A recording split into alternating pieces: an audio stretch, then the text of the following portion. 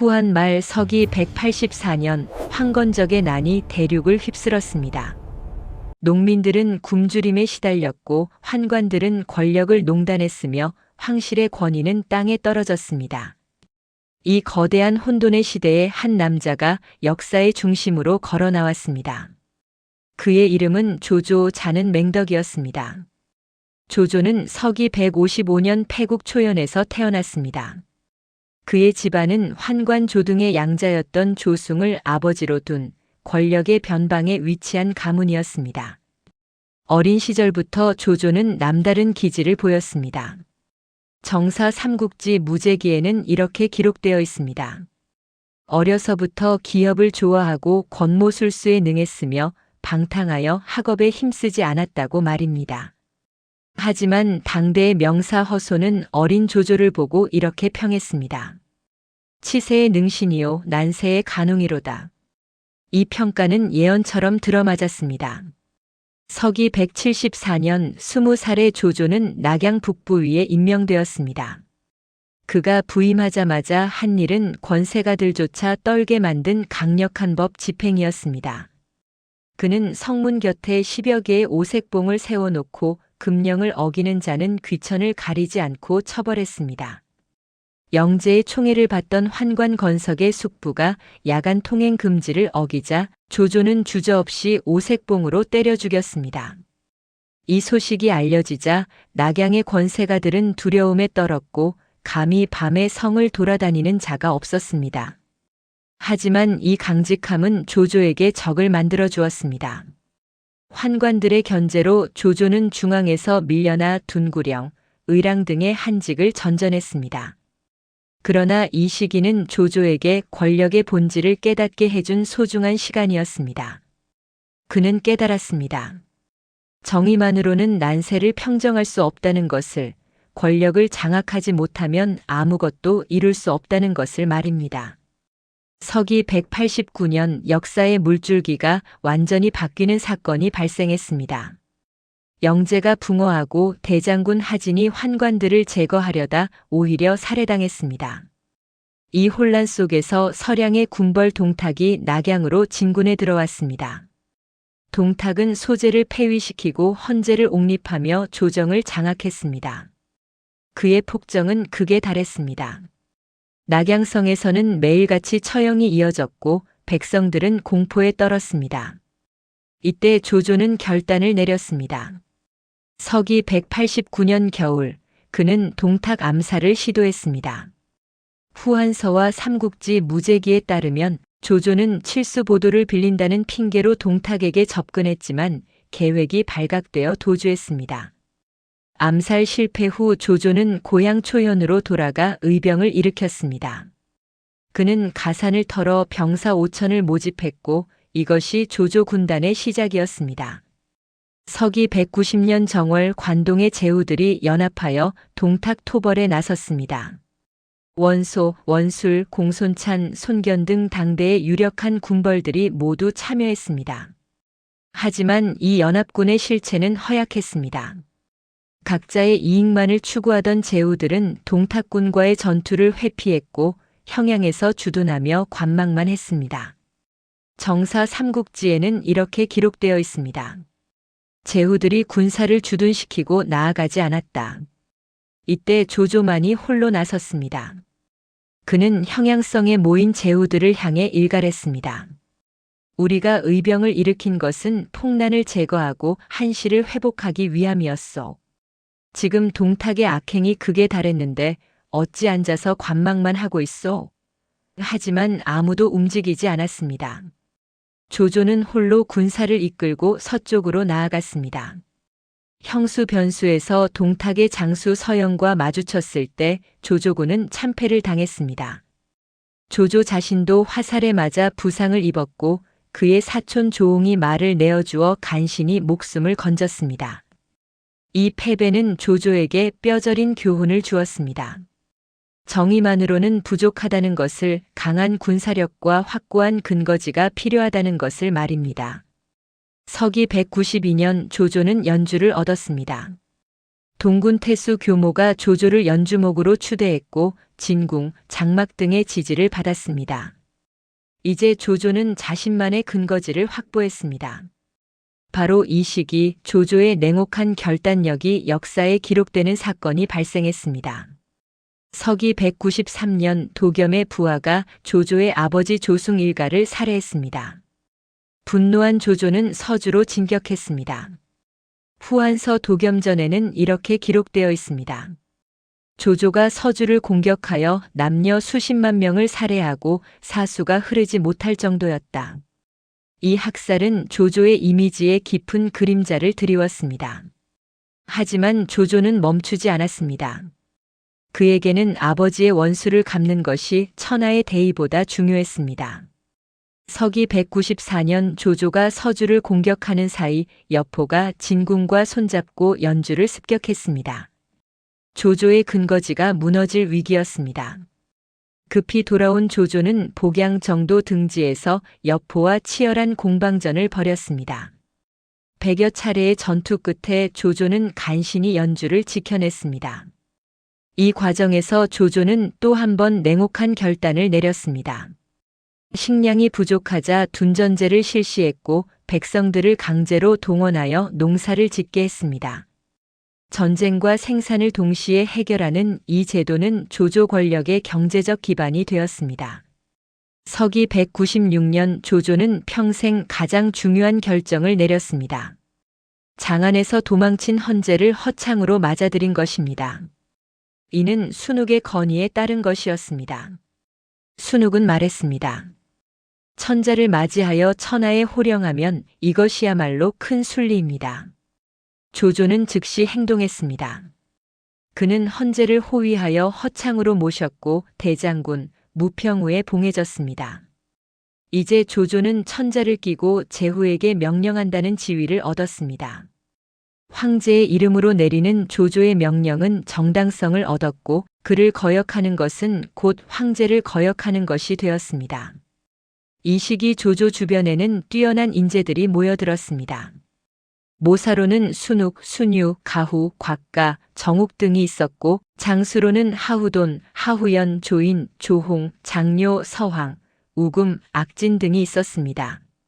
조조는 출신을 가리지 않고 인재를 등용했습니다. 구품 중정제로 귀족들만 관직에 나아가던 시대에 조조는 능력만 있으면 천민이든 항복한 적장이든 받아들였습니다. 장수가 조조의 아들 조왕과 조카 조한민을 죽였을 때도 조조는 개인적인 원한을 버리고 장수를 받아들였습니다. 이것이 조조의 실용주의였습니다.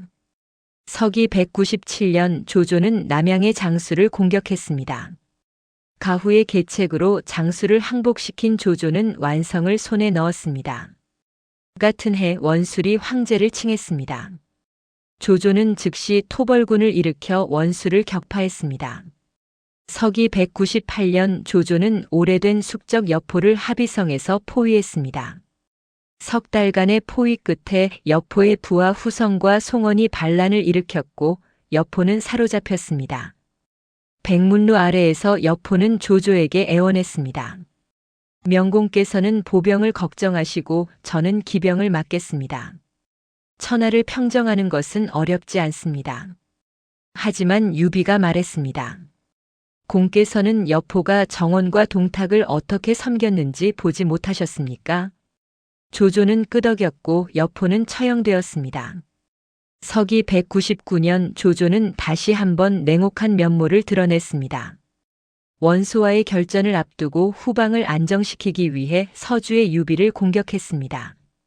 유비는 원소에게 도망쳤고 서주는 조조의 손에 떨어졌습니다.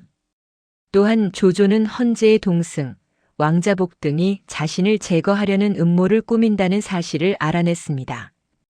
동승 일족은 모두 처형되었고 이 사건에 연루된 것으로 지목된 유비의 처자도 포로가 되었습니다. 이제 조조 앞에는 마지막 거대한 장애물이 남아 있었습니다. 하북의 맹주 원소였습니다. 원소는 기주, 청주, 유주, 병주 4주를 장악하고 있었으며 병력만 10수만에 달했습니다. 조조의 모사들조차 두려워했습니다. 하지만 조조는 다르게 생각했습니다. 그는 원소의 약점을 꿰뚫어 보고 있었습니다. 원소는 색깔만 요란할 뿐 담력이 부족하고 인재를 질투하며 의심이 많아서 비록 땅은 넓고 곡식은 많지만 결국 나에게 자양분을 제공할 뿐이다. 서기 200년 봄 원소는 마침내 대군을 일으켜 남하했습니다. 정사 삼국지 원소전에는 이렇게 기록되어 있습니다. 보병 기병 10여만을 선발하여 허도로 나아갔다. 천하의 운명을 결정짓을 관도대전이 시작되려 하고 있었습니다. 조조는 자신의 모든 것을 걸었습니다. 이 전투에서 패배하면 지난 10년간 쌓아올린 모든 것이 무너질 것이었습니다. 하지만 조조는 주저하지 않았습니다. 그는 자신의 지략과 결단력을 그리고 무엇보다 상황을 정확히 읽고 적의 약점을 찌르는 냉철한 전술적 안목을 믿었습니다. 난세를 평정하겠다는 그의 야망은 이제 거대한 시험대 위에 올라 있었습니다. 서기 200년 2월 하북의 대지를 뒤흔드는 진동이 시작되었습니다. 원소는 기주, 청주, 유주, 병주의 사주 병력을 총동원했습니다. 정사 삼국지 원소전과 무제기에 따르면 원소가 이끈 병력은 보병과 기병을 합쳐 10여만에 달했습니다. 전차를 앞세우고 깃발이 하늘을 덮었으며 북과 나팔 소리가 천지를 진동했습니다. 이에 반해 조조가 동원할 수 있었던 병력은 겨우 2만여 명에 불과했습니다. 병력 비율로만 따지면 5대1, 어떤 기록에서는 10대1까지도 언급되는 압도적인 수적 열세였습니다. 조조의 진영은 동요했습니다. 많은 장수들과 관료들이 두려움에 떨었고 일부는 은밀히 원소와 내통하기 시작했습니다. 심지어 조조의 측근 중에서도 원소에게 밀서를 보내는 자들이 있었습니다. 이들은 조조의 패배가 확실하다고 판단했습니다. 병법의 상식으로는 이해할 수 없는 전황이었습니다. 손자병법에서도 말하지 않았습니까? 10배의 병력이면 포위하고 5배면 공격한다고 말입니다. 하지만 조조는 달랐습니다. 서기 200년 4월 조조는 백마로 진격했습니다. 원소의 대장 알량이 동군 태수 유연을 백마에서 포위하고 있었습니다. 조조는 순욱과 함께 작전을 짰습니다. 그들은 원소군의 서쪽으로 군사를 보내는 척하며 연진을 공격하는 것처럼 위장했습니다. 원소는 과연 속아 넘어갔습니다. 그는 군사를 서쪽으로 이동시켜 연진을 구원하려 했습니다. 바로 그 순간 조조는 전군을 급히 되돌려 백마를 향해 질주했습니다. 알량은 조조군의 갑작스러운 출현에 당황했습니다. 전투 준비도 제대로 하지 못한 상황에서 조조의 기병대가 돌진해 왔습니다. 선봉에는 관우가 있었습니다. 관우는 적진 속으로 뛰어들어 알량의 목을 베고 돌아왔습니다. 정사 삼국지 관우전에는 만군 속에서 알량의 머리를 베니 원소군 장수들 중 당할 자가 없었다고 기록되어 있습니다. 알량이 전사하자 원소군은 와해되었고 백마의 포위는 풀렸습니다. 하지만 이것은 시작에 불과했습니다. 원소는 분노하여 또 다른 맹장 문추에게 추격을 명령했습니다. 문추는 기병 6천을 이끌고 조조군을 맹렬히 추격했습니다. 조조는 연진 남쪽까지 후퇴했습니다. 위서 무제기에 따르면 조조는 의도적으로 수송 물자를 길에 버리며 후퇴했습니다. 문추의 군사들은 탐욕에 눈이 멀어 진영을 흐트리고 노략질을 시작했습니다. 바로 그 순간 조조는 전군에게 반격을 명령했습니다. 진영이 무너진 문추군은 순식간에 괴멸되었고 문추 역시 전사했습니다. 백마와 연진에서의 승리로 조조는 사기를 끌어올렸지만 전략적 상황은 여전히 절망적이었습니다. 원소는 본대를 이끌고 황하를 건너 양무로 진군했고 조조는 관도로 후퇴하여 방어선을 구축했습니다. 관도는 허창의 북쪽 관문이었습니다. 만약 이곳이 무너지면 허창이 위험해지고 조조가 쌓아올린 모든 것이 한순간에 무너질 수 있었습니다. 서기 200년 8월 원소는 양무에서 관도로 진군했습니다. 두 진영의 거리는 수십 리에 불과했습니다. 원소는 숫자의 우위를 이용하여 조조의 방어선을 압박했습니다. 먼저 토산을 쌓아 조조의 진영을 내려다보며 화살을 쏘아댔습니다. 후한서 원소전에는 원소가 토산을 높이 쌓고 누각을 세워 그 위에서 화살을 쏘아 조조의 진영 안이 활을 쏠 수 없게 되었다고 기록되어 있습니다. 조조군의 병사들은 방패를 들고 다녀야 했고 많은 이들이 화살에 맞아 죽거나 다쳤습니다. 조조는 즉시 대응책을 마련했습니다. 그는 발석차를 제작하도록 명령했습니다. 이 발석차는 큰 돌을 멀리 날려보낼 수 있는 무기였습니다. 조조는 이것을 패려라고 불렀습니다. 발석차가 완성되자 조조군은 원소의 토산과 누각을 향해 돌을 날렸습니다. 거대한 돌덩이가 날아가 누각을 부수고 병사들을 깔아뭉갰습니다. 원소군은 이 무기를 병력차라고 부르며 두려워했습니다. 원소는 다시 전술을 바꾸었습니다. 그는 땅굴을 파서 조조의 진영 밑으로 침투하려 했습니다. 수백 명의 병사들이 땅을 파고 들어왔습니다. 하지만 조조는 이것도 간파했습니다. 그는 진영 안에 긴 도랑을 파서 원소군의 땅굴이 연결되는 곳을 차단했습니다. 위서에는 장차모를 파서 그들을 막았다고 기록되어 있습니다. 원소의 땅굴 작전도 실패로 돌아갔습니다. 이렇게 8월부터 10월까지 석 달 가까이 치열한 공방전이 이어졌습니다. 원소는 끊임없이 병력을 투입하며 조조의 방어선을 흔들었지만 조조는 완강하게 버텼습니다. 하지만 문제는 시간이었습니다. 조조의 군량이 바닥나기 시작했습니다. 2만 병력을 유지하는 것도 버거운 상황에서 원소는 후방에서 끊임없이 보급을 받고 있었습니다. 조조는 절망했습니다. 서기 200년 10월 그는 허창의 순욱에게 밀서를 보냈습니다. 자치통감 한기와 위서 무제기에 따르면 조조는 이렇게 썼습니다. 적은 강하고 나는 약하여 적과 대치하기 어렵소. 이제 군량도 다했으니 어찌해야 좋겠소? 조조는 은밀히 퇴각까지도 고려하고 있었습니다. 하지만 순욱의 답장은 단호했습니다. 지금 공께서는 천자를 모시고 의로서 천하를 제압하고 계십니다. 원소는 비록 병력이 많으나 법도가 없습니다. 반드시 공에게 유리한 기회가 올 것이니 어찌 퇴각을 말씀하십니까? 순욱의 편지를 읽은 조조는 다시 결의를 다졌습니다. 그는 진영을 순찰하며 병사들을 독려했습니다. 우리가 버티는 하루하루가 승리를 향한 발걸음이다. 원소는 병력은 많지만 통솔이 혼란하다. 반드시 약점이 드러날 것이다. 조조의 예언은 적중했습니다. 서기 200년 10월 운명을 바꿀 정보가 들어왔습니다. 원소의 모사 허유가 야밤에 조조의 진영으로 찾아온 것입니다. 정사 삼국지 무제기와 순욱전에는 이 극적인 순간이 기록되어 있습니다. 허유는 원소 진영의 내분으로 인해 투항했습니다. 그는 조조에게 결정적인 정보를 제공했습니다. 원소의 군량이 모두 5소에 쌓여 있습니다. 병력도 적고 방비도 허술합니다.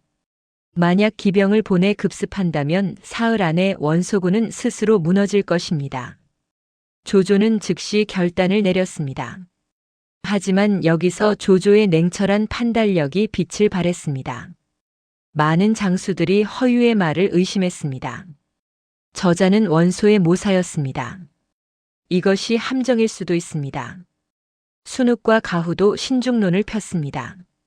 하지만 조조는 달랐습니다. 그는 허유의 인품과 상황을 정확히 판단했습니다. 허유는 탐욕스럽고 자존심이 강한 인물이었습니다. 원소가 그의 건의를 무시하고 가족까지 처벌했다면 그가 진심으로 배신할 충분한 이유가 있었습니다. 조조는 정예 기병 5천을 선발했습니다. 장료, 허저, 우금, 서왕 등 최정예 장수들을 배치했습니다. 서기 200년 10월 어느 날 밤 조조는 직접 이 부대를 이끌고 출발했습니다. 오소까지의 거리는 약 40리였습니다. 야간 행군을 해야 했고 적에게 발각되어서는 안 되었습니다. 조조는 병사들에게 원소군의 깃발을 들게 하고 원소군의 복장을 입혔습니다. 도중에 원소군 순찰병을 만나도 원소 장군께서 순찰을 강화하라 명하셨다고 대답하며 속였습니다. 자정 무렵 조조군은 오소에 도착했습니다. 오소를 지키던 장수는 순우경이었습니다. 순우경은 술에 취해 있었고 병사들도 방심하고 있었습니다. 조조는 사방에서 일제히 공격을 개시했습니다. 불화살이 곡식 더미를 향해 날아갔고 순식간에 오소는 불바다가 되었습니다. 정사 삼국지 무제기에는 모두 불사르고 참수하였다고 간결하게 기록되어 있지만 그 현장은 참혹했습니다.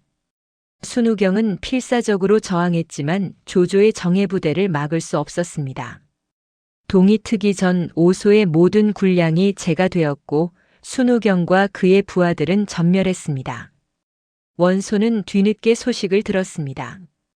그는 즉시 구원군을 파견하려 했지만 우유부단함이 발목을 잡았습니다. 모사 장압과 고람은 즉시 경기병을 보내 오소를 구하고 본대로는 조조의 본진을 공격해야 합니다라고 건의했습니다. 하지만 원소는 망설였습니다. 그는 장압에게 경기병 일부만 보내고 오히려 조조의 빈 진영을 공격하는 데 주력했습니다. 이 결정이 원소의 운명을 결정지었습니다. 오소의 군량이 전소되었다는 소식이 원소 진영에 퍼지자 병사들은 동요하기 시작했습니다. 특히 장압과 고람은 절망했습니다. 그들의 건의를 무시한 원소를 원망했고 결국 부하 수만 명을 이끌고 조조에게 투항했습니다. 정사 삼국지 장압전에는 합이 순욱에게 투항하니 순욱이 맞이하여 조공에게 통했다고 기록되어 있습니다. 군량을 잃고 장수들이 투항하자 원소군은 급속도로 붕괴되기 시작했습니다. 조조는 즉시 전면 공격을 명령했습니다. 굶주림과 공포에 떨던 원소군은 저항다운 저항도 하지 못했습니다. 후한서 원소전에는 조공이 급히 공격하니 소의 군대가 대패하였다고 기록되어 있습니다. 10만 대군이 무너졌습니다. 원소는 겨우 800기병만을 이끌고 황하를 건너 도주했습니다. 전장에는 무수한 시체가 널렸고 무기와 갑옷, 깃발들이 사방에 흩어져 있었습니다. 조조는 대승을 거두었습니다. 그는 원소의 진영을 점령하고 엄청난 전리품을 얻었습니다. 그 중에는 원소와 내통하던 허창 인사들의 서신도 있었습니다. 조조의 부하들은 이들을 모두 체포하여 처벌하자고 건의했습니다. 하지만 조조는 의외의 결정을 내렸습니다. 그는 모든 서신을 불태워버렸습니다. 정사 삼국지 무제기에는 공이 말하기를 당시 원소가 강성할 때 나도 스스로를 보전하지 못할까 두려웠는데 하물며 다른 이들이야 더 말할 것이 있겠는가라고 기록되어 있습니다. 이것이 조조의 포용력이었습니다. 과거를 문책하지 않고 앞으로 충성할 기회를 준 것입니다. 관도대전의 승리는 단순한 전술적 승리가 아니었습니다. 이것은 냉철한 상황 판단과 과감한 결단, 그리고 적의 약점을 정확히 찌르는 전략적 안목이 만들어낸 역사적 역전극이었습니다. 2만의 병력으로 10만 대군을 격파한 이 전투는 병법서에 영원히 남을 불멸의 전례가 되었습니다. 손자병법은 말합니다. 싸움을 잘하는 자는 승산이 있는 곳에서 싸우고 승산이 없는 곳에서는 싸우지 않는다고 말입니다. 하지만 조조는 승산이 없어 보이는 곳에서 승산을 만들어냈습니다. 이것이 바로 난세의 영웅이 가진 자질이었습니다. 서기 200년 관도대전 이후 하북의 대지는 조조의 것이 되어가고 있었습니다. 원소는 패전의 충격과 수치심 속에서 서기 202년 5월 병으로 사망했습니다. 후한서 원소전에는 피를 토하고 죽었다고 기록되어 있습니다. 그의 죽음 이후 아들들 사이에 권력 다툼이 벌어졌고 이것은 조조에게 절호의 기회가 되었습니다. 원소의 장남 원담과 삼남 원상은 서로 기주의 패권을 놓고 다투었습니다. 정사 삼국지 원소전에 따르면 원상이 원담을 공격하자 원담은 오히려 조조에게 구원을 요청했습니다. 조조는 냉소를 지었습니다. 저들이 스스로 무너지는구나. 이것이야말로 하늘이 나에게 하복을 주는 것이다. 서기 204년 조조는 업성을 포위했습니다. 7개월간의 포위 끝에 업성은 함락되었고 원상은 유주로 도망쳤습니다. 자치통감 한기에는 업성이 함락되자 조조는 원소의 창고를 얻었는데 비단과 보물이 산더미 같았다고 기록되어 있습니다. 서기 205년 조조는 원담을 남피에서 격파하고 죽였습니다. 이제 남은 것은 유주로 도망친 원상과 요서의 오한족뿐이었습니다. 서기 207년 조조는 모사 곽가의 건의를 받아들여 북방 원정을 단행했습니다. 이것은 위험한 결정이었습니다. 유주는 멀고 험난한 땅이었으며 오한의 기병은 용맹하기로 유명했습니다. 많은 장수들이 반대했지만 조조는 결단했습니다. 후한을 남겨두어서는 안 된다. 지금 끝내지 않으면 언젠가 화근이 될 것이다. 백랑산 전투에서 조조는 오한의 선우답돈을 직접 참수했습니다. 정사 삼국지 무제기에는 등고로 더불어 서로 만나 싸워 크게 격파하고 답돈과 명왕 이하를 베었다고 기록되어 있습니다. 원상과 원인은 요동의 공손강에게 도망쳤지만 공손강은 두 사람의 목을 베어 조조에게 보냈습니다. 원시 일족의 완전한 멸망이었습니다. 하북 사주, 기주, 청주, 유주, 병주가 모두 조조의 손에 들어왔습니다. 서기 208년 조조는 승상의 지위에 올랐습니다. 이제 그는 명실상부한 중원의 패자였습니다. 하지만 조조의 야망은 여기서 멈추지 않았습니다. 그의 눈은 남쪽을 향하고 있었습니다. 형주, 익주, 그리고 강동의 손권, 이들만 평정하면 진정한 천하통일이 완성될 것이었습니다. 서기 208년 7월 기회가 찾아왔습니다. 형주목 유표가 병으로 죽었습니다. 후한서 유표전에는 건한 13년 가을 8월 병으로 죽었다고 기록되어 있습니다. 유표의 차남 유종이 뒤를 이었지만 그는 나약하고 우유부단한 인물이었습니다. 조조는 즉시 남하를 결정했습니다. 그는 형주 공략을 유비토벌이라는 명분으로 포장했습니다. 유비는 유표 사후 형주에 머물고 있었고 조조에게는 오래된 적이었습니다. 조조의 대군이 남하한다는 소식에 형주는 공포에 휩싸였습니다. 유종의 모사들은 의견이 갈렸습니다. 일부는 항전을, 일부는 항복을 주장했습니다. 정사 삼국지 선주전에 따르면 유종이 사신을 보내 조공에게 항복하였다. 형주의 함락은 조조가 예상했던 것보다 훨씬 빠르게 이루어졌습니다. 양양성이 열리자 조조는 피 한 방울 흘리지 않고 형주의 중심부를 손에 넣었습니다. 조조는 여기서 멈추지 않았습니다. 그는 즉시 유비를 추격하기 시작했습니다. 유비는 백성들과 함께 강릉으로 향하고 있었습니다. 수만 명의 백성들이 수레와 짐을 끌고 느리게 이동하고 있었습니다. 정사 삼국지 선주전에는 선주가 번성해서 강릉으로 향할 때 백성들이 따르는 자가 10여만이었고 수레가 수천 대였다고 기록되어 있습니다. 조조는 정예 기병 5천을 선발하여 추격에 나섰습니다. 하루에 300리를 달렸습니다. 당양 장판파에서 조조군은 유비군을 따라잡았습니다. 유비는 처자식과 백성들을 버리고 겨우 수십 기만을 이끌고 도주했습니다. 장비가 장판교에서 홀로 다리를 지키며 큰 소리로 외쳤습니다. 나는 연인 장익덕이다.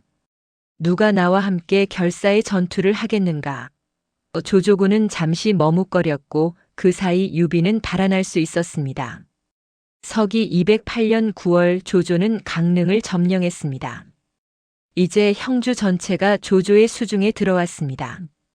더욱 중요한 것은 형주 수군이었습니다. 유표는 생전에 강대한 수군을 육성했고 장강에서의 수전에 능한 병사들이 수만 명에 달했습니다. 조조는 이 수군을 그대로 흡수했습니다. 채모와 장윤 등 형주의 수군 장수들이 조조에게 항복했고 전함과 전선도 모두 조조의 것이 되었습니다. 이제 조조의 세력은 상상을 초월했습니다. 하북의 보병, 서량의 기병, 그리고 형주의 수군까지 육군과 수군을 모두 갖춘 조조의 군대는 당시 누구도 감히 대적할 수 없는 거대한 힘이었습니다. 정사 삼국지 주유전에는 조조가 보낸 서신이 인용되어 있습니다. 근래 수군 80만을 얻었으니 장군과 더불어 오에서 사냥하려 한다. 80만이라는 숫자는 과장이었을 것입니다. 하지만 실제로 조조가 동원한 병력도 엄청났습니다. 후한서 유표전과 여러 사료를 종합하면 조조는 형주 항복군 7, 8만과 자신의 중원 병력 15, 6만을 합쳐 약 20여만의 대군을 이끌었습니다. 이것은 당시 중국 역사상 유례가 없는 규모였습니다. 조조는 강릉에서 대대적인 군사 정비를 실시했습니다. 수군 훈련을 강화하고 전함을 수리하고 증강했습니다. 장강은 넓고 물살이 빠른 강이었습니다. 북방 출신인 조조군 병사들은 배에 익숙하지 않았고 물을 무서워하는 이들도 많았습니다. 조조는 배들을 쇠사슬과 나무로 연결하여 흔들림을 줄이는 방법을 고안했습니다. 연환계라고 불리는 이 전술은 병사들의 뱃멀미를 줄이고 안정성을 높였습니다. 서기 208년 동절기가 다가오고 있었습니다. 조조는 강동으로 진군할 준비를 마쳤습니다. 그의 목표는 명확했습니다. 강동의 손권을 굴복시키고 도망친 유비를 사로잡아 마침내 천하를 통일하는 것이었습니다. 조조는 손권에게 서신을 보냈습니다. 근래 수군을 얻었으니 장차 장군과 더불어 오에서 사냥하려 한다. 이것은 단순한 서신이 아니라 최후 통첩이었습니다. 강동은 공포에 휩싸였습니다. 손권의 형 손책이 서기 200년에 급사한 이후 어린 나이에 강동을 물려받은 손권은 이제 생애 최대의 위기를 맞고 있었습니다. 정사 삼국지 5주전에 따르면 손권이 신하들을 모아 회의를 열었을 때 대부분의 신하들이 항복을 주장했습니다. 조공의 대군은 막을 수 없습니다. 유해주도 패배하여 도망쳤습니다. 항복하는 것만이 살 길입니다. 손권의 참모 장소는 눈물을 흘리며 말했습니다. 만약 싸울 수 없다면 항복을 마다할 이유가 없습니다. 그러나 주공께서 항복하신다면 어떻게 되시겠습니까? 저 같은 신하들은 다시 조조를 섬기면 그만이지만 주공께서는 어느 곳으로 가시겠습니까? 정사 삼국지 장소전에 이 장면이 생생하게 기록되어 있습니다. 손권은 고민에 빠졌습니다. 항복하면 강동은 보전할 수 있을지 모릅니다. 하지만 그것은 굴욕이었고 아버지 손견과 형 손책이 피땀으로 일궈낸 기업을 조조에게 바치는 것이었습니다. 그렇다고 싸우자니 승산이 보이지 않았습니다. 조조의 대군 앞에서 강동의 병력은 너무나 미약했습니다. 이때 유비는 하구에 도착했습니다. 제갈량은 말했습니다. 조조가 비록 대군을 이끌었다고 하나 멀리서 왔고 피로하며 형주 병사들은 굴복한 것이지 진심으로 따르는 것이 아닙니다. 지금이야말로 기회입니다. 제갈량은 손권을 만나러 가기로 했습니다. 강동과 형주의 연합, 이것만이 조조를 막을 유일한 방법이었습니다. 제갈량은 18호 강동으로 향했습니다. 장강의 물결은 거칠었고 겨울바람이 차갑게 불었습니다. 배 위에서 제갈량은 멀리 북쪽을 바라보았습니다. 저 너머에는 조조의 대군이 진을 치고 있었습니다. 수십만 병력, 수천 척의 전함, 깃발이 하늘을 덮고 북소리가 강을 진동시켰습니다. 그것은 말로 표현할 수 없는 압도적인 광경이었습니다. 조조는 자신의 승리를 확신하고 있었습니다. 그는 적병 맞은편에 진을 치고 매일 밤 장막 안에서 연회를 열었습니다. 시를 짓고 술을 마시며 천하통일의 꿈에 취했습니다. 단가행이라는 유명한 시가 이 시기에 지어졌습니다. 대접하여 술을 마시니 인생의 기쁨이 기하이랴. 아침 이슬과 같으니 지난 날들이 너무나 고달펐네. 조조는 승리자의 여유를 즐기고 있었습니다. 하지만 역사는 때때로 예상치 못한 방향으로 흘러갑니다. 압도적인 힘은 때로 자만을 낳고 자만은 파멸의 씨앗이 됩니다. 장강의 물결 건너편에서는 죽음을 각오한 이들이 필사적으로 지략을 짜고 있었습니다. 주유와 제갈량, 노숙과 감택, 그리고 수만의 강동 병사들, 이들에게는 물러설 곳이 없었습니다. 등 뒤에는 고향이 있고 가족이 있고 조상의 무덤이 있었습니다. 이들은 알고 있었습니다. 이 싸움에서 지면 모든 것을 잃는다는 것을, 그렇기에 죽음을 무릅쓰고 싸워야 한다는 것을 말입니다. 압도적인 힘의 폭주는 이제 절정에 달했고 역사상 가장 드라마틱한 역전극의 무대가 마련되고 있었습니다. 서기 208년 겨울 장강의 차가운 바람이 양측 진영을 휘감았습니다. 적벽, 이곳은 지리적으로 장강에 협소한 지점이었고 양안의 절벽이 강을 내려다보고 있었습니다. 조조는 북안에, 송권과 유비의 연합군은 남안에 진을 쳤습니다. 두 진영 사이의 거리는 불과 수리에 불과했습니다. 밤이면 상대편 진영의 불빛이 선명하게 보였고 바람을 타고 북소리와 함성이 들려왔습니다. 제갈량은 시파에서 내려 손권을 아련했습니다. 정사 삼국지 제갈량전에는 권이 크게 기뻐하며 유여와 함께 조공을 거스르기로 했다고 기록되어 있습니다. 하지만 실제 회의장의 분위기는 냉랭했습니다. 손권의 신하들 중 장소, 노숙만이 항전을 주장했고 나머지는 모두 항복론을 폈습니다. 고중이라는 신하는 냉소적으로 말했습니다. 유해주는 조조와 여러 번 싸웠지만 번번이 패했습니다. 이제 우리에게 와서 연합하자고 하니 이것은 자신의 화를 우리에게 떠넘기려는 것입니다. 제갈량은 침착하게 대답했습니다. 유해주께서 패한 것은 사실입니다. 하지만 관우가 이끄는 수군 1만과 유기가 이끄는 강하의 병사들이 아직 건재합니다. 그리고 유해주께서는 백성들을 버리지 않으셨습니다.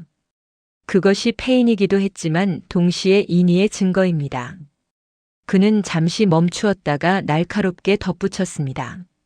조조는 원소를 무찌른 여세로 남아있지만 그 병력은 필요합니다. 형주 병사들은 강제로 복속된 자들이니 사기가 났습니다.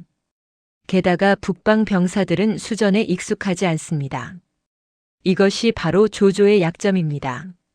손권은 제갈량의 말을 듣고 마음이 기울었지만 여전히 확신을 갖지 못했습니다. 결정적인 순간은 주유가 회의에 참석했을 때였습니다. 주유는 당시 34살의 젊은 나이였지만 강동군의 대도독이었고 손권의 절대적인 신임을 받고 있었습니다. 정사 삼국지 주유전에 따르면 주유는 손권에게 이렇게 분석했습니다. 조조의 군사는 비록 많다고 하나 멀리서 왔기에 피로하고 말들도 지쳐 있습니다. 게다가 지금은 엄동설안이니 말에게 먹일 꼴도 부족합니다. 중원 병사들은 물에 익숙하지 않아 토사광난에 시달리고 있습니다. 이것은 결코 오래 버틸 수 있는 군대가 아닙니다. 주유는 계속 말을 이었습니다. 신이 정예병 3만만 있으면 충분히 격파할 수 있습니다. 손권은 칼을 빼어 탁자를 내리치며 결단했습니다. 여러 신하들은 모두 나를 망하게 하려 하는구나. 오직 자경, 그대만이 나와 뜻이 같구나. 이 일은 결정되었다. 정사 삼국지 5주 전에 이 극적인 장면이 기록되어 있습니다. 서기 208년 11월 강동은 항전을 결의했고 손유 연합군이 정식으로 결성되었습니다. 주유는 즉시 병력을 집결시켰습니다. 강동의 정예병 3만이 선발되었고 여몽, 감령, 태사자, 능통, 정보, 주태 등 강동 최고의 장수들이 모두 동원되었습니다. 유비군에서는 관우의 수군 1만이 합류했습니다. 합계 4만여 병력이었습니다. 조조의 20여만 대군에 비하면 여전히 압도적인 열세였습니다. 하지만 주유는 두려워하지 않았습니다. 그는 알고 있었습니다. 전쟁은 단순히 숫자로만 결정되는 것이 아니라는 것을 말입니다. 연합군은 적벽 맞은편의 강남 오림으로 진을 옮겼습니다. 주유는 지형을 살피며 작전을 짰습니다.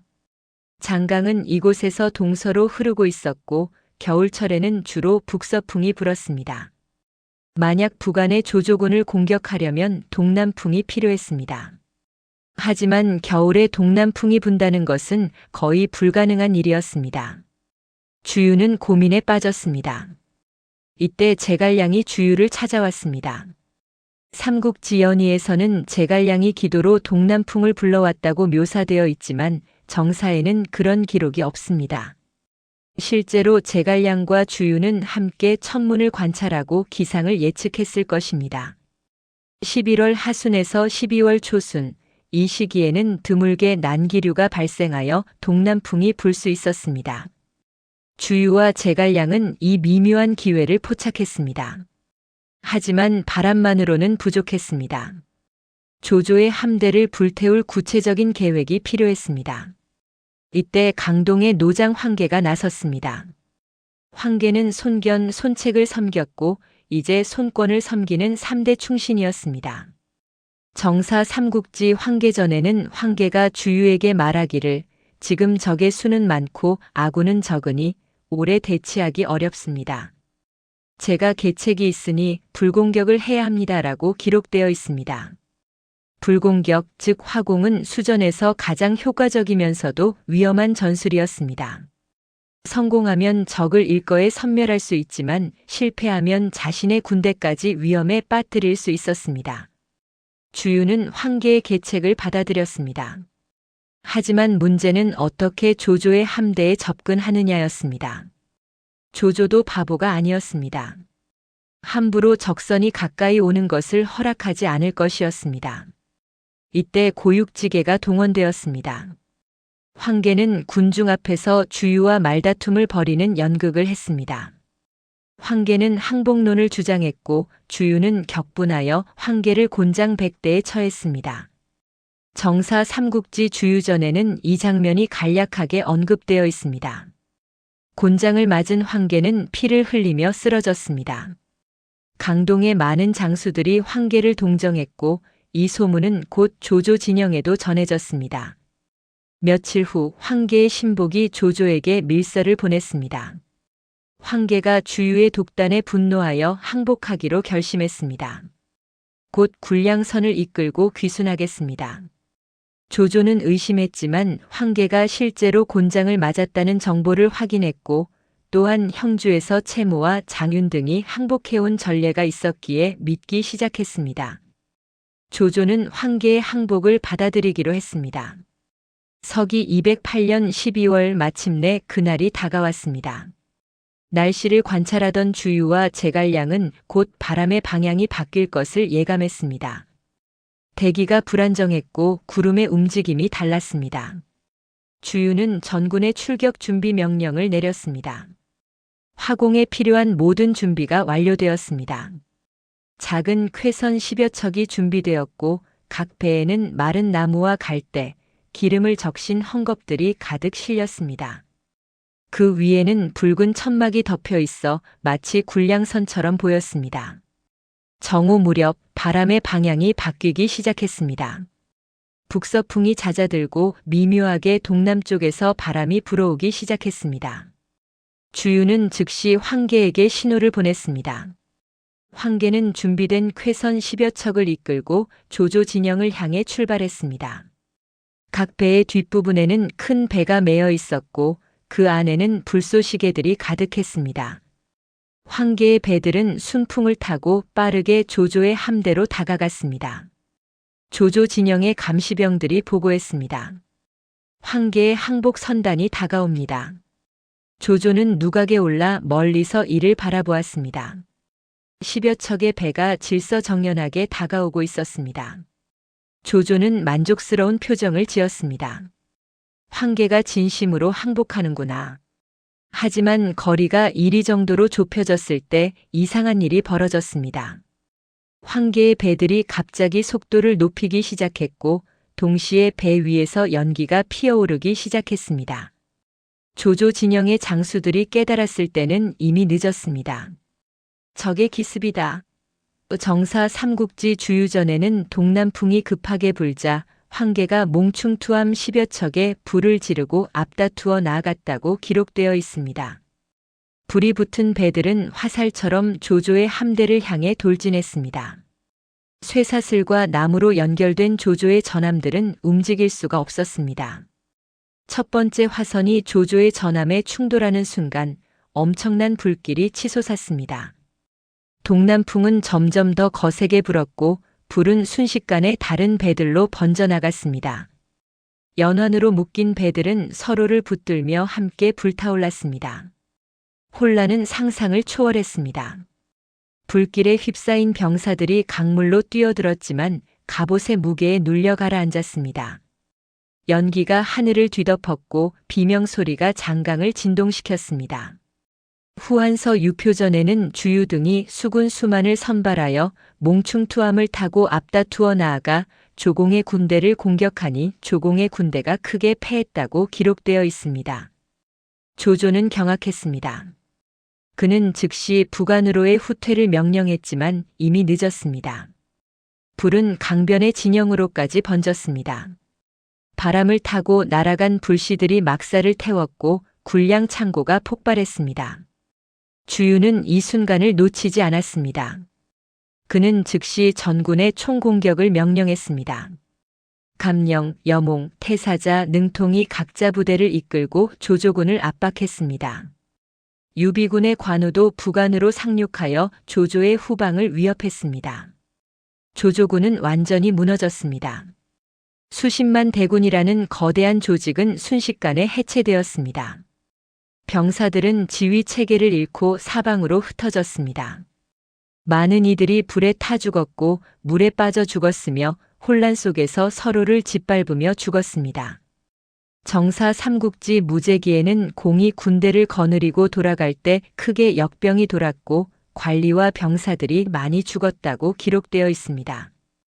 조조는 간신히 살아남은 병력을 수습하여 북쪽으로 도주했습니다. 화용도를 지날 때 추격군이 뒤를 쫓았고 조조는 간신히 빠져나왔습니다. 연희에서는 관우가 조조를 놓아주었다고 하지만 정사에는 그런 기록이 없습니다. 조조는 강릉을 포기하고 형주의 대부분을 잃은 채 북쪽으로 도망쳤습니다. 적벽대전은 끝났습니다. 단 30일, 아니 결정적인 전투는 단 하루 만에 끝났지만 그 여파는 중국 역사를 영원히 바꾸어 놓았습니다. 압도적이었던 조조의 힘은 산산조각 났고 천하통일의 꿈은 장강의 물속으로 가라앉았습니다. 주유와 제갈량 그리고 목숨을 걸었던 무명의 병사들, 이들의 지략과 용기가 역사의 물줄기를 완전히 바꾸어 놓았습니다. 하늘은 조조가 아니라 필사적으로 저항한 자들의 편이었습니다. 서기 208년 동지가 지나고 새해가 밝아오던 무렵 장강의 물은 여전히 차가웠지만 그 위로 피어오르던 연기는 이미 사라지고 없었습니다. 적벽의 전장은 고요했습니다.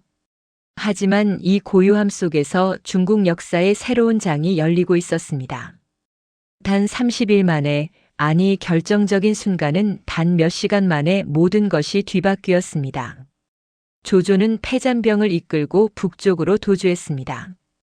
정사 삼국지 무제기에는 공이 적벽에서 유비에게 패하여 돌아왔다고 간결하게 기록되어 있지만 그 패배의 참상은 상상을 초월했습니다. 20여만의 대군 중 절반 이상이 전사하거나 투항했습니다. 자치통감 한기에 따르면 조공의 배가 불에 타고 연기와 불길이 하늘을 비추었으며 사람과 말이 익사하고 불에 탄 자가 심히 많았다고 기록되어 있습니다. 형주에서 얻었던 수군은 전멸했고 중원에서 데려온 정예병들도 막대한 손실을 입었습니다. 더 큰 타격은 심리적인 것이었습니다. 조조는 관도대전 이후 단 한 번도 패배한 적이 없었습니다. 원소를 격파하고 원시 일족을 멸망시키고 오한을 정복하고 형주를 삼킨 조조는 무적이라 여겨졌습니다. 하지만 적벽에서의 참패는 이 신화를 산산조각 냈습니다. 조조 자신도 큰 충격을 받았습니다. 서기 209년 정월 업성으로 돌아온 조조는 은둔하며 외부 활동을 자제했습니다. 그는 더 이상 남쪽을 바라보지 않았습니다. 한편 승리자들은 전리품을 나누기 시작했습니다. 주유는 강릉을 공격하여 서기 209년 12월에 함락시켰습니다.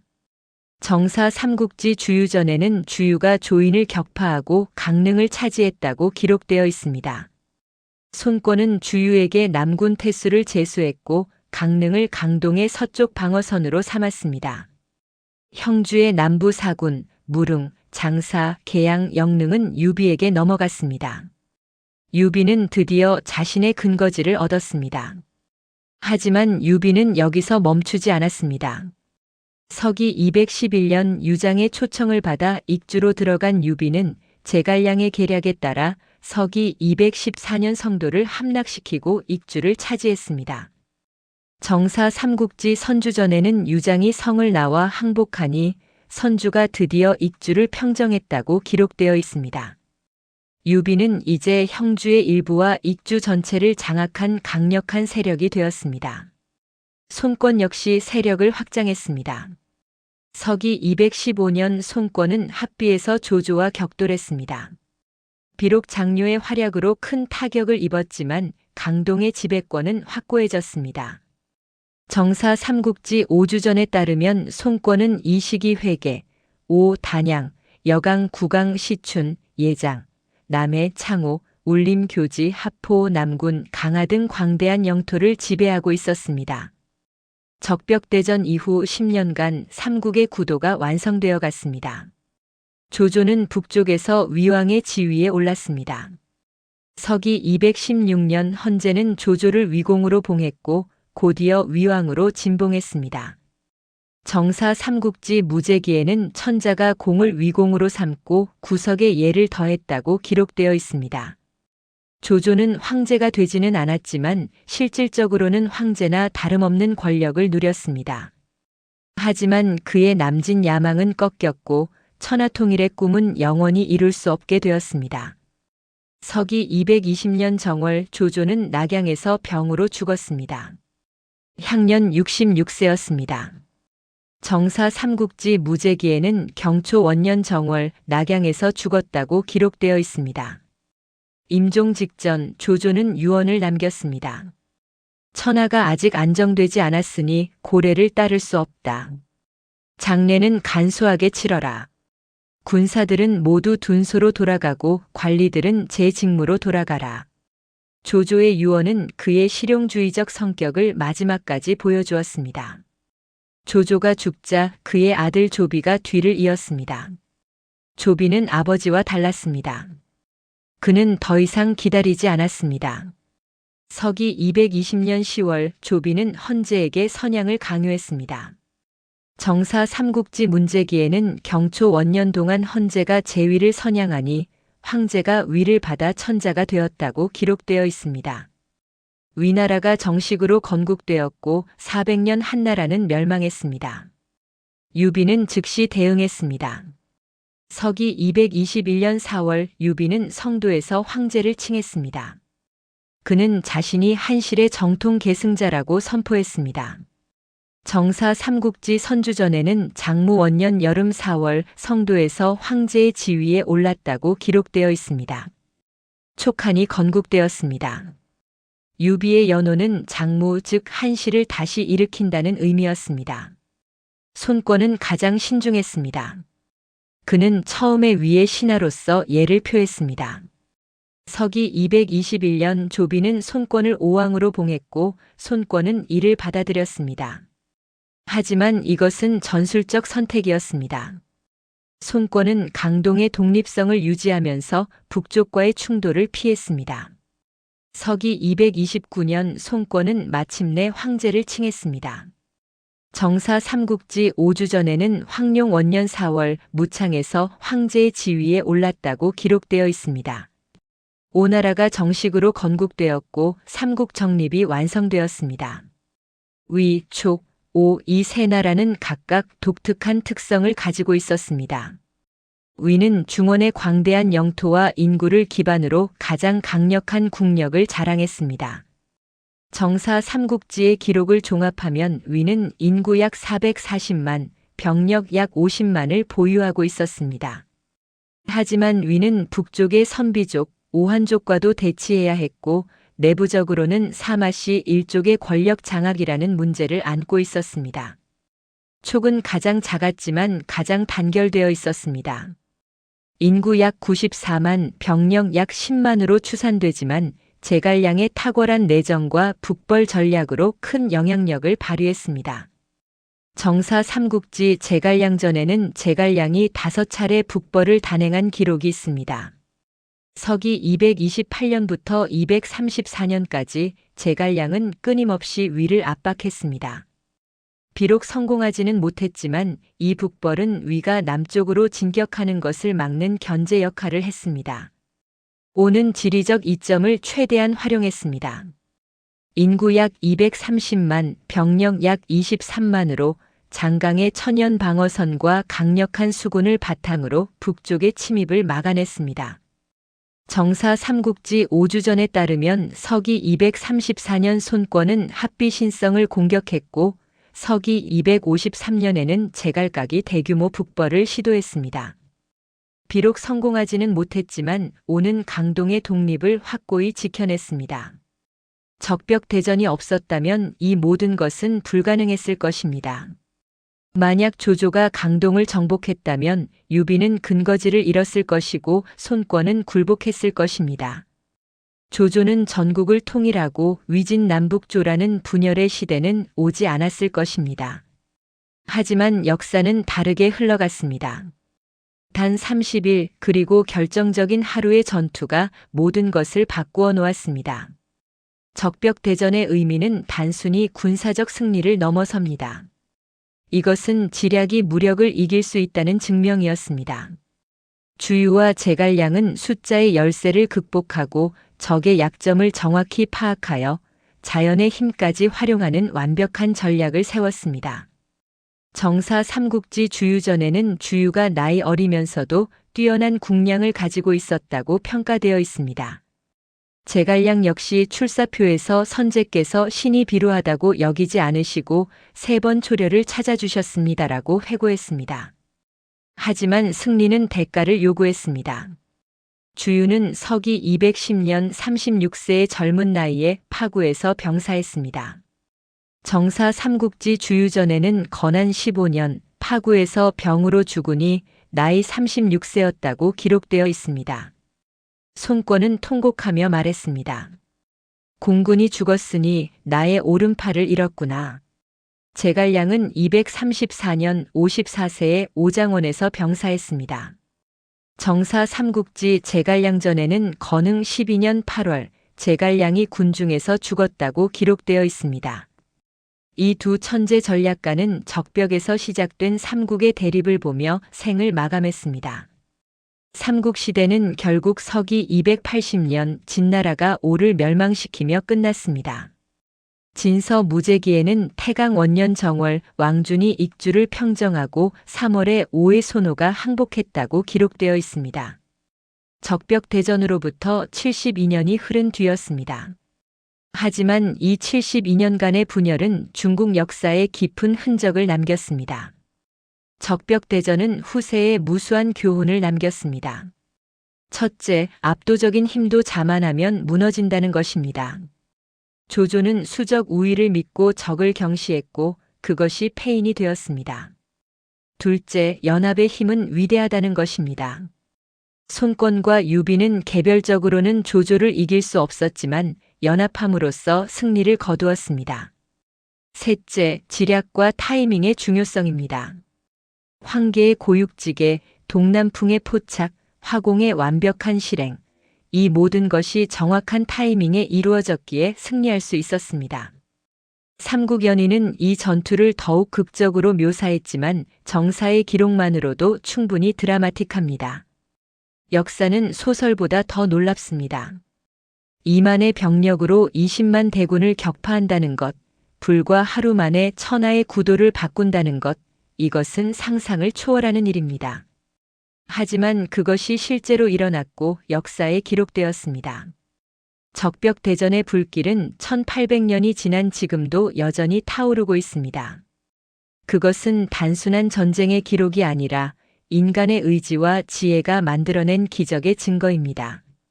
조조의 야망, 주유의 지략, 제갈량의 예지, 황계의 희생, 그리고 이름 없는 수많은 병사들의 용기, 이 모든 것이 어우러져 역사를 바꾸었습니다. 30일의 승부는 끝났지만 그 여파는 영원히 계속되고 있습니다. 역사는 이렇게 우리에게 묻습니다. 당신이라면 어떻게 했겠는가? 절망적인 상황에서도 희망을 찾을 수 있겠는가? 냉혹한 난세에서 당신만의 지략으로 살아남을 수 있겠는가 하고 말입니다.